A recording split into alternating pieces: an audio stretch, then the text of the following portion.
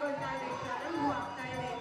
ತಾಯಿಗೆ ನಮ್ಮೆಲ್ಲರ ಭಕ್ತಿಪೂರ್ವಕ ನಮನಗಳನ್ನ ಅರ್ಪಿಸುವ ತಾಯಿಯ ಪಾದ ಪದ್ಮಗಳಿಗೆ ನಮ್ಮ ನಮನಗಳನ್ನ ಸಲ್ಲಿಸಿ ನಮ್ಮಲ್ಲಿ ಅಡಗಿರುವ ಮೌಢ್ಯತೆಯನ್ನ ಅಂಧಕಾರವನ್ನ ತೊಳೆದು ಸರ್ವರಿಗೂ ಒಳಿತು ಮಾಡುವ, ಸದಾ ಒಳಿತು ಬಯಸುವ ಸದ್ಬುದ್ಧಿಯನ್ನ ನೀಡಿ ತಾಯಿ ಅಂತ ಹೇಳಿ ಬೇಡೋಣ.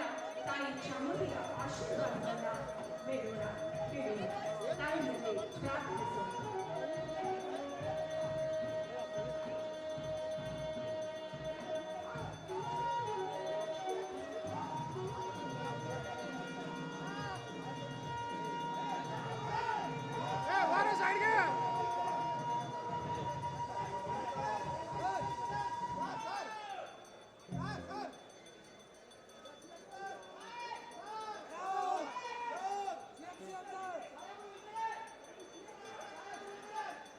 ಎಲ್ಲ ಗಣ್ಯರು ತಾಯಿ ಚಾಮುಂಡೇಶ್ವರಿಗೆ ಪೂಜೆಯನ್ನು ಸಲ್ಲಿಸ್ತಾ ಇದ್ದಾರೆ.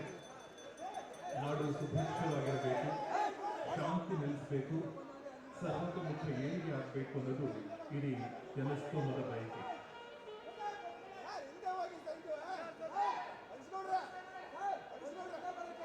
ನಮ್ಮ ಹೆಮ್ಮೆಯ ಸನ್ಮಾನ್ಯ ಮುಖ್ಯಮಂತ್ರಿಗಳು, ಉದ್ಘಾಟಕರು, ಗಣ್ಯರು ಸರ್ವರು ಕೂಡ ತಾಯಿಯಲ್ಲಿ ಪೂಜೆಯನ್ನ ನೆರವೇರಿಸಿ ಪ್ರಾರ್ಥನೆಯನ್ನ ಸಲ್ಲಿಸ್ತಾ ಇದ್ದಾರೆ. ಹಾಗೂ ರಾಜ್ಯದ ಜನತೆಯ ಶ್ರೇಯೋಭಿವೃದ್ಧಿಯಲ್ಲಿ ನಮ್ಮನ್ನ ಸಲ್ಲಿಸಿ ಪ್ರಾರ್ಥನೆಯನ್ನ ಸಲ್ಲಿಸಿ ಇನ್ನೀಗ ಕಾರ್ಯಕ್ರಮವನ್ನು ಉದ್ಘಾಟಿಸುವಂತೆ ಮುಂದುವರೆದಿದ್ದಾರೆ.